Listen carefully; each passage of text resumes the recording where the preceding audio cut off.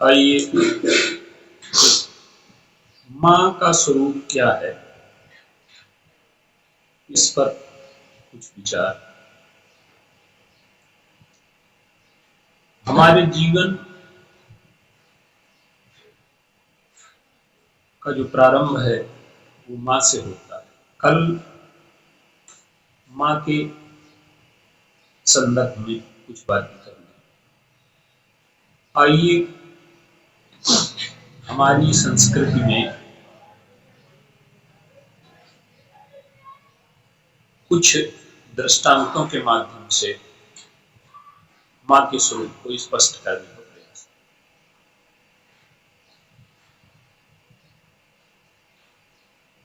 लक्ष्मण जी को शक्ति लग गई। हनुमान जी संजीवनी बूटी लेकर के अयोध्या के ऊपर से निकल गए। भरत जी ने जब बिना फल का बाण मारा तो हनुमान जी मूर्छित होकर के गिर पड़े। सुमित्रांबा को समाचार मिला कि लक्ष्मण मूर्छित हो गए। सुमिरन घायल लखन पड़े हैं, सुवन शोक संतोष सुमित्र रघुपति भगति परे हैं। किसी मां के पुत्र की मृत्यु होने वाली हो और मृत्यु का समाचार सुन करके मां को संतोष होगा। गोस्वामी कहते हैं कि सुवन शोक संतोष सुमित्र है। सुमित्रांबा को संतोष क्या है? सुमित्रांबा को संतोष है कि जब लक्ष्मण को मैंने विदा किया था तो मैंने उसे एक आदेश दिया था। क्या? कि जय न राम बन लहै कलेशु सोई सुत करेउ इहे उपदेशु।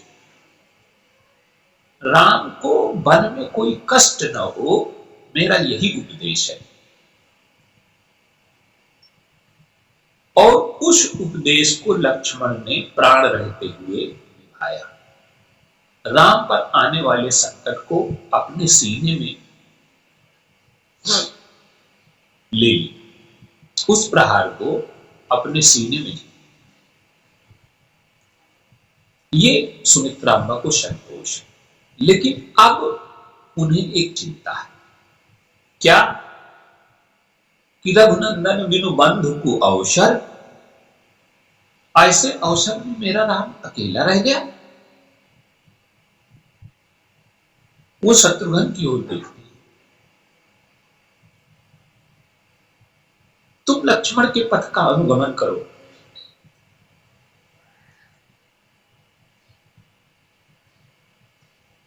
शत्रुघ्न जी आकर के खड़े हो गए।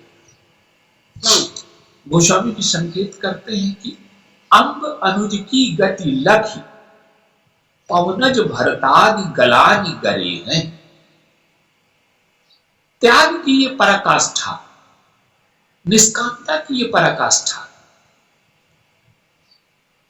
ये सुमित्रांबा के मां का स्वरूप है। कौशल्याम्बा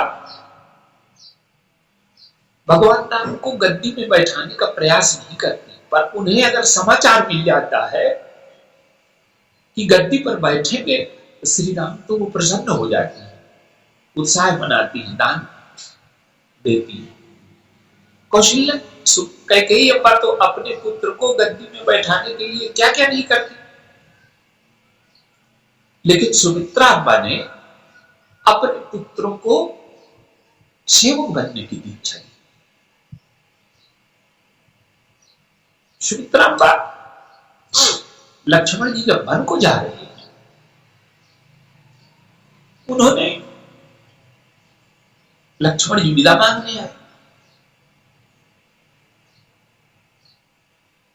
जब लक्ष्मण जी विदा मांगने आए तो उन्हें शंका थी कि ये ऐसा ना हो कि ममत्व के बस कुछ अनर्थ कर। यही स्नेह बस करब अकाजू।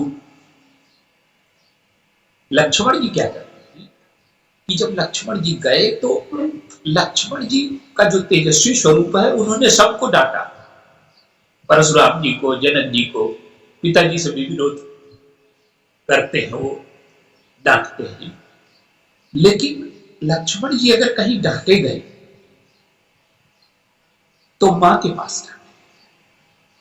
सुमित्रा कहती है कि तुम सेवा के लिए जा रहे हो तो मैं तुम्हें एक संकेत करती, एक उपदेश देती। क्या?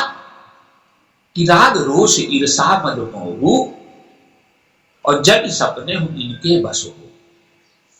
हमारे जीवन की समस्या यह है कि हमारे अनेक स्वामी हैं, राग है, रोष है, ईर्ष्या है, मद है, ये हमारे जीवन पर अधिकार किए।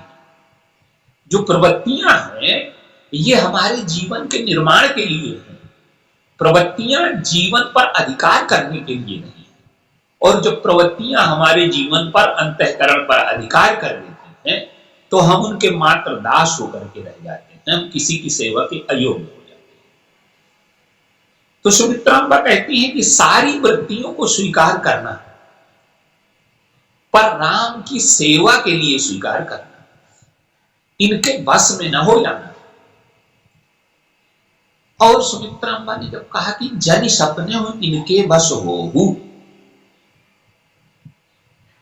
तो लक्ष्मण जी ने क्या किया कि 14 वर्ष के लिए सोना ही छोड़ दिया। जागृत में तो हम बस में ना होंगे, पर ऐसा ना हो कि सोने में इनके बस में हो जाए।